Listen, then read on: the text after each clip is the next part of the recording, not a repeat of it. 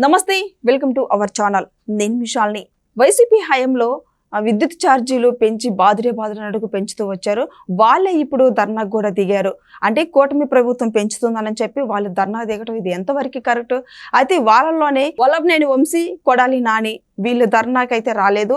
ఎందుకు? తప్పు చేసే వాళ్ళు తప్పించుకొని తిరగటానికే కదా వీళ్ళు చేస్తుంది. అయితే దీని మీద పూర్తిగా విశ్లేషించడానికి మనతో పాటు ఉన్నారు senior journalist doctor Kanakadurga Vadlamani గారు ఉన్నారు. వారిని అడిగి కొన్ని విషయాలు మనం తెలుసుకుందాం. నమస్కారం మేడం. నమస్తే అండి. మేడం, గత ప్రభుత్వ హయాంలో విద్యుత్ ఛార్జీలు బాదురే పెంచేశారు. అయితే వాళ్ళు ఇప్పుడు ధర్నాకు దిగి కూటమి ప్రభుత్వం పెంచేస్తుంది, ప్రజల మీద భారం మోపేస్తుంది అని గత ప్రభుత్వం వాళ్ళు మాట్లాడుతున్నారు. ఇది ఎంతవరకు కరెక్ట్ మేడం? అసలు ముందు నిన్న విద్యుత్ ఛార్జీల పెంపు మీద నియోజకవర్గాల వారీగా వాళ్ళు ధర్నా చేయడానికి నిల్చున్నారు కదా. అంటే కొంతమంది ది గ్రేట్ రోజా, పెద్దిరెడ్డి, తర్వాత చాలా మంది చేశారు. చేస్తే ముఖ్యమైన ఒక జంట, దొంగల జంట అనాలా, జంట దొంగలు అనాలా, అంటే ఒక మంచి పేరు కాయిన్ చేద్దాం. Vallabhaneni Vamsi, Kodali Nani, the great personalities. కాబట్టి ఇవాళ గుడివాడకు సంబంధించి కొడాలి నాని, వల్లభనేని వంశీ నిన్న ఎందుకు మాయమైపోయారు, ఎందుకు జగన్మోహన్ రెడ్డి మాట వినలేదు అంటే జగన్మోహన్ రెడ్డికి ఎదురు తిరుగుతున్నారా, వీళ్ళు మొత్తం రాజకీయాలకి గుడ్ బై చెప్పబోతున్నారా, సన్యాసం తీసుకుంటున్నారా, రాజకీయ సన్యాసం అనేది ఒక డౌట్ వస్తుంది. ఎందుకంటే రేపు జగన్మోహన్ రెడ్డి చెప్తాడంటే ఇవాళే హాజరయ్యే పెద్ద మనుషులు అసలు ఎక్కడా కూడా కనిపించలా. వల్లభనేని వంశీకి లుకౌట్ నోటీసులు ఇచ్చారు. అసలు ఇండియాలో ఉన్నాడా లేకపోతే అమెరికాలో ఉన్నాడా ఎక్కడున్నాడో అనేది మనకి ఈ రోజు వరకు తెలియదు. ఈ నేపథ్యంలో కొడాలి నాని అయితే ఎప్పుడూ కూడా ఆయన ముందు నోరు పడేసుకుంటాడు. అటువంటిది ఈ మధ్యన ఆయన ఎక్కువగా ఎక్కడా కనిపించట్లేదు. ఒకవేళ జగన్మోహన్ రెడ్డి ఏమైనా ప్రెస్ మీట్లు పెట్టినా లేదు ఏదైనా మీటింగులు పెట్టినా ఆ మీటింగుల్లో మాత్రం కనిపిస్తాడు, కామ్గా వస్తున్నాడు, వెళ్ళిపోతున్నాడు. అంటే నోరు పడిపోయింది ఆయనకి చెప్పాలంటే. ఎప్పుడు బూతులు మాట్లాడి ఎప్పుడు చంద్రబాబు నాయుడు గారి కుటుంబాన్ని తిట్టే కొడాలి నాని ఎందుకు ఈ మధ్యకాలంలో నోరు మూసుకుంటున్నాడు? అట్ ద సేమ్ టైం అసలు వల్లభనేని వంశీ ఏమైపోయాడు? మరి విద్యుత్ ఛార్జీల మీద వాళ్ళు నోరు పడేసుకోవాలి కదా. అంటే ప్రజలు వాళ్ళని ఆదరించట్లేదా? నియోజకవర్గాల్లో వాళ్ళు తిరగడానికి మొహం చెల్లడం లేదా?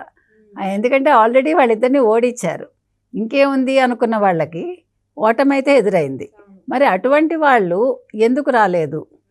అంటే భయపడి రాలేదా? ప్రజలకు కొడతారు, తిరగబడతారని. తర్వాత అసలు తప్పు చేసినందుకు మరి జగన్మోహన్ రెడ్డికి ఏం సంజాయిషి ఇచ్చుకుంటారు? లేదు ఇంకా జగన్మోహన్ రెడ్డి గుడ్ బై చెప్పేస్తారా? వైసీపీ పార్టీ నుంచి తొలగిపోతారా? ఇన్ని సందేహాలు వస్తున్నాయి మనకి.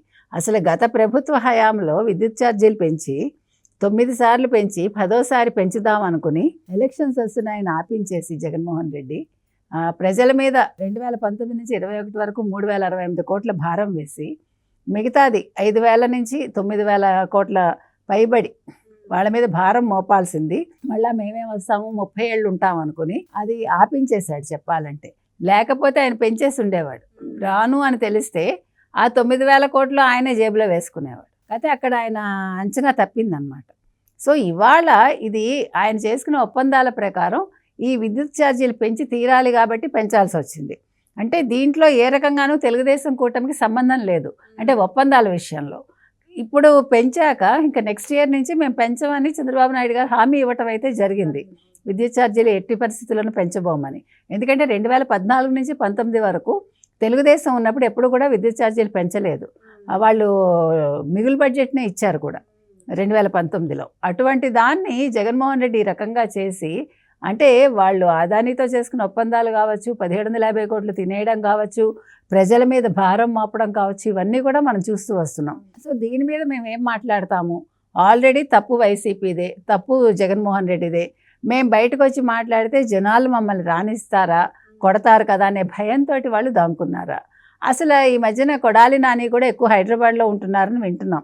ఏదో ఇప్పుడు ఏంటంటే ఎవడికి వాడు వాళ్ళ బిజినెస్లు చేసుకుంటున్నారు. మీరు చూస్తే అనిల్ కుమార్ యాదవ్ మెడ్రాస్లో ఉంటున్నాడు అంటున్నారు. సో అంటే ఇంకా రాజకీయాలకు స్వస్తి చెప్పి ఎలాగా 2029లో కూడా మనం గెలవము, ఎలాగ తెలుగుదేశం కూటమే వస్తుంది, మళ్ళీ చంద్రబాబు నాయుడే ముఖ్యమంత్రి అవుతారనే భయంతో వీళ్ళు ఇంకెందుకులే మనం మన డబ్బు తగలేసుకోవడం, మన జేబులకు చిల్లులు పెట్టుకోవటం, ఈ నియోజకవర్గాల ధర్నా అని మనుషుల్ని తీసుకురావాలి, లోకల్ మనుషులు రారు. నిన్న చాలా చోట్ల లోకల్ వాళ్ళు రాకపోతే బయట నుంచి మనుషులను తెచ్చుకున్నారు, వాళ్ళు కూడా సరిగా రాలేదు. సో ఎవడు మన మాట వినడు, మన డబ్బులు తగలేసుకుని మనం ఇప్పుడు ఈ ధర్నా చేయకపోతే ఏంటి, మళ్ళీ వాళ్ళకి బిర్యానీ పొట్లాలు ఇవ్వాలి, మళ్ళీ దారి ఖర్చులు ఇవ్వాలి, మళ్ళీ వాళ్ళని వెహికల్స్లో తీసుకురావాలి, ఇవన్నీ చిన్న విషయాలు కాదు కదా. సో ఇవన్నీ ఆలోచించుకుని ఎవడికి వాడు గుమ్మనంగా వాళ్ళు ఎక్కడ ఉండాల్సిన వాళ్ళు అక్కడ ఉండిపోయారా, అసలు నియోజకవర్గాల మొహమే చూడలేదా అనేది ఇవాళ వస్తున్న సందేహం.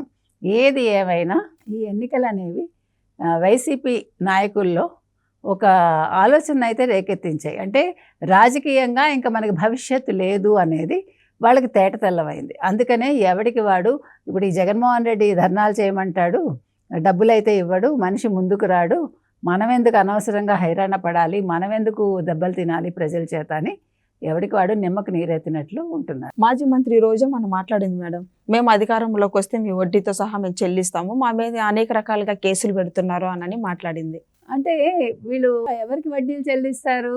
ఈలోగా మీరు వడ్డీ కాదు అసలు కూడా చెల్లించాలి జైలుకి వెళ్ళి.